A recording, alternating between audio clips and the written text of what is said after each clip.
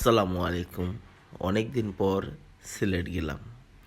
তো সবাই বলতেছিল যে খেজুরের রস খাবে, খেজুরের রস খাবে। কিভাবে খাবো? খেজুর রসের গাছ তো আর এখানে নেই।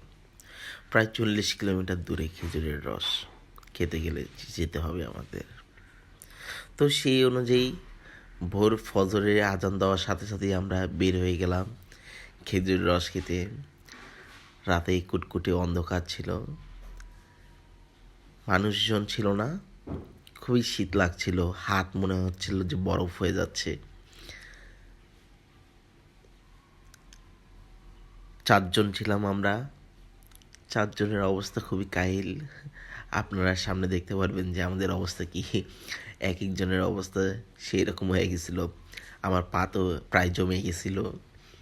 কিন্তু আমি চিন্তা করতেছি যে ভাই আমার সামনে মোটরসাইকেল চালাচ্ছে, ওর কি অবস্থা, ওর শরীর কীভাবে টিকে আছে এই মহাশীতের মধ্যে। প্রচণ্ড কুয়াশা, তার সাথে প্রবল বাতাস, একদম শরীরকে কাঁপুনি দিচ্ছিল বারবারই।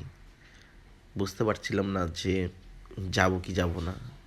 কিন্তু অনেক কষ্ট করে যেহেতু এসেছি, ঘন্টাখানেক অনেকক্ষণ, আস্তে আস্তে আমরা খেজুর রসের গাছের দিকে চলে গেলাম এবং প্রতিটা জায়গায় একটু থেমে থেমে দেখছি যে কোন জায়গার রসটা ভালো, কোথায় টাটকা নামাচ্ছে, গাছ থেকে যেটা নামাবে সেই খেজুর রসটাই খাবো। সেই অনুযায়ী খুঁজতে খুঁজতে খুঁজতে লাগলাম। সবাই দেখি যে আমাদের আগেও চলে এসেছে এবং ওরা অলরেডি খেয়ে ফেলছে। আর তার সাথে তো সেলফি, বিভিন্ন পিকচার সব কিছু ক্যাপচার করে নিচ্ছে নিচের গ্যালারিতে। আমাদেরও ইচ্ছা আছে যে আমরাও করব। সেই অনুযায়ী আরও দূরে যাচ্ছি যাতে আরও ভালো কিছু পাই, আরও ভালো ভালো রস খেতে পারি, আপনাদেরকে দেখাতে পারি।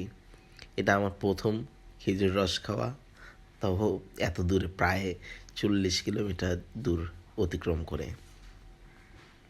কখনো ভাবতে পারিনি যে এরকম সময় আমি পাবো বন্ধুদের সাথে সময় কাটানো। আমরা অলরেডি চলে এসেছি যেখানে আমরা খাবো। তো এখানে দেখতেছি যে গাছ থেকে আর কি নামাচ্ছে।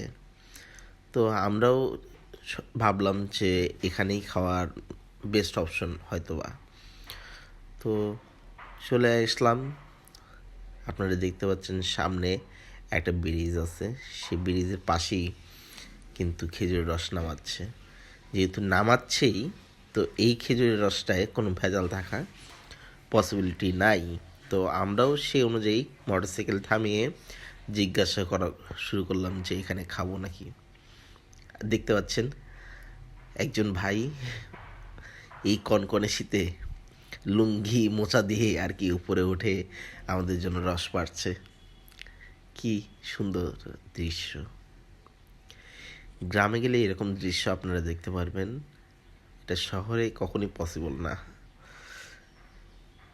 রস নেমে গেল, এখন আমরা খাবো।